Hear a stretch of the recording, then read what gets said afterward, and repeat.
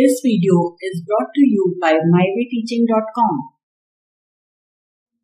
In this part, let us consider one more example.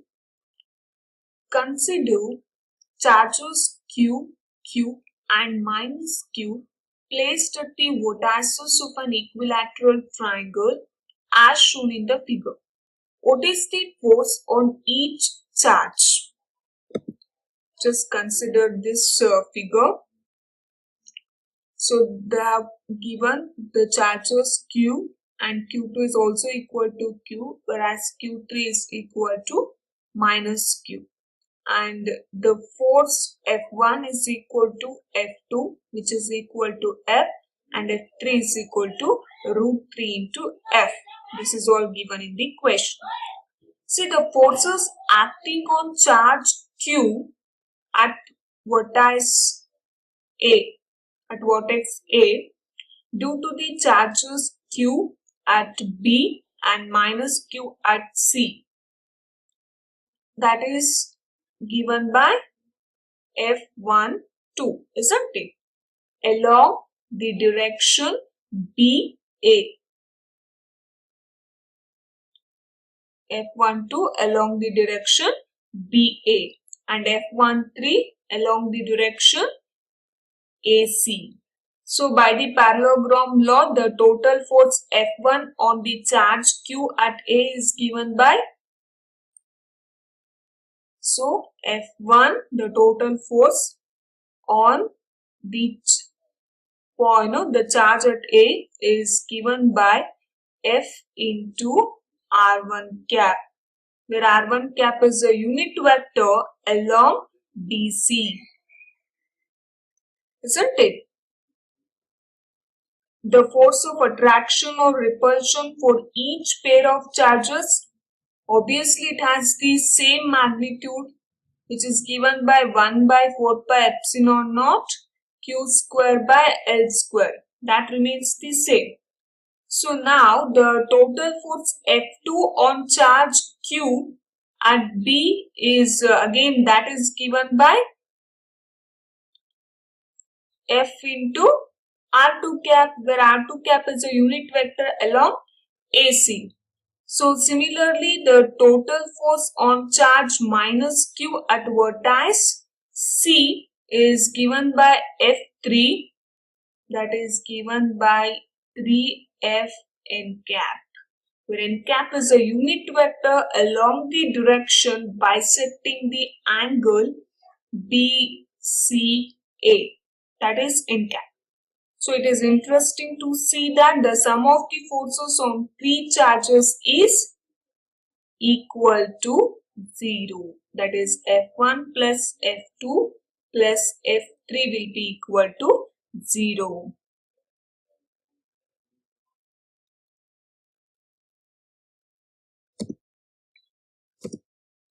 Now let us study what is electric field.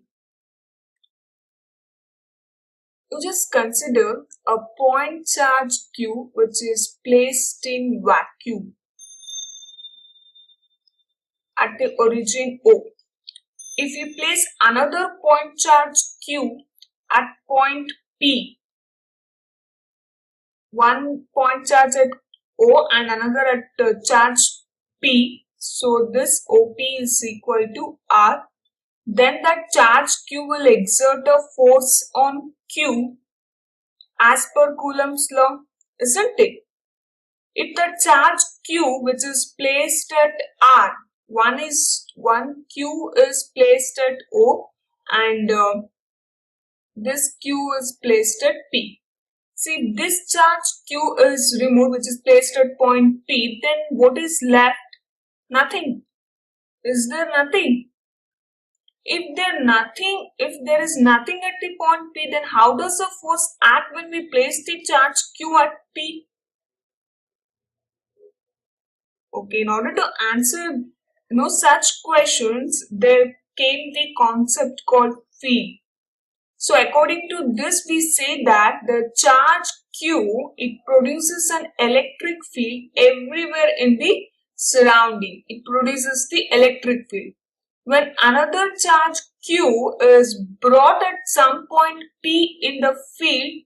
Okay, this field is near Q also. When this is brought in this field which is acted, which is there in the surrounding of Q, then that Q, the charge will experience a force.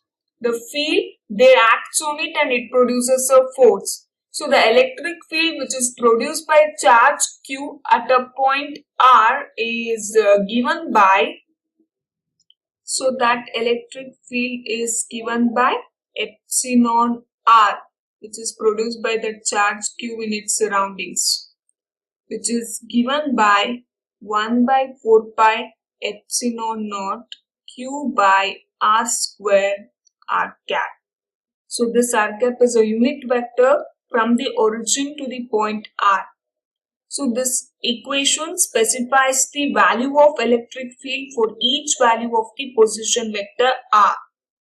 So here the word field means it is a distributed quantity and it varies with the position.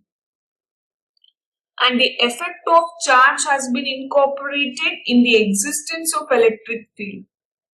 So the force which is exerted by charge Q on charge Q is given by, we can write it by Coulomb's law.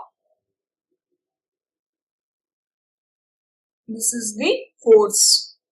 So the charge Q also exerts an equal and opposite force on charge Q. It is not like that only Q is exerting a force on Q. An equal and opposite force is exerted by this small q also on capital Q. So the electrostatic force between the charges Q and Q can be looked upon as an interaction between charge Q and the electric field of Q, or in other words it can be interaction of electric field of the small q and the charge Q. Both are true. And if we denote the position of charge Q by vector R, it experiences a force F equal to the charge Q, which is multiplied by the electric field E at the location Q. That is given by F of R is equal to Q into epsilon R. So it defines the SI unit of electric field, which is given by Newton per Coulomb. And from this equation we can make some important remarks.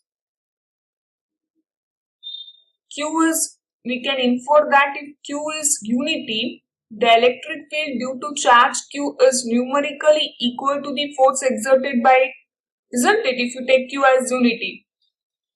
So the electric field due to charge capital Q at a point in space may be defined as the force that a unit positive charge would experience if placed, isn't it? A unit charge, the force which is experienced by the unit charge is nothing but the electric field when it is placed at any point in the space. And even we can use an alternate unit for electric field, that is volt per meter. And again the charge Q, this charge Q which is producing the electric field, we call it as source charge. Okay.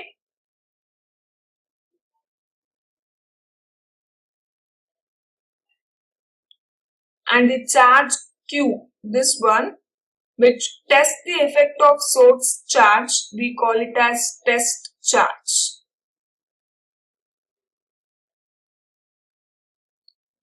See, the source charge must remain at its original location. However, that test charge, it can be brought at any point around the source charge. And this source charge itself, it is bound to experience an electrical force due to Q, and it will tend to move because of that force. So in order to avoid this, we take the test charge negligibly small. The force F is then negligibly small, but the ratio F by Q is finite and it defines the electric field. This defines the electric field. Okay. So here we can write the electric field as limit as Q tends to 0 F by Q. And a practical way to get around the problem of keeping Q undisturbed in presence of Q is to hold Q to its location by unspecified forces. Means those forces are not specified. So in order to just avoid that disturbance to the charge Q. But actually it is little bit strange, but in practically we'll apply this formula or this method. See, when we are considering the electric force on a test charge Q due to a charged planar sheet, the charges on the sheet are held to their locations by the forces due to the unspecified charges constituents inside that sheet. And one more important thing is the electric field E due to that capital Q, though defined operationally in terms of test charge Q, but it is independent of Q. This is because that F is proportional to Q, so the ratio F by Q does not depend on Q. And the force F on the charge Q due to the charge capital Q depends on the particular location of charge Q, which may take any value in space around the charge Q. So the electric field E due to charge Q is also dependent on the space coordinate R. Okay. For different positions of Q all over the space, obviously we get different values of electric field because Q varies with position and the field exists at every point in three-dimensional space. And if you consider positive charge, in that case the electric field will be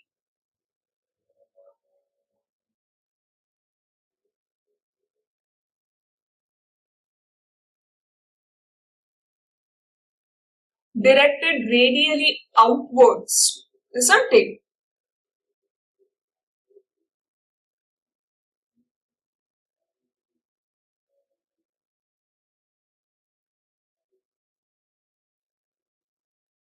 From the charge. On the other hand, if the source charge is negative, the electric field vector at each point points radially inwards. If it is positive, then the field will be radially outward. If it is negative charge, then the field will be radially inwards.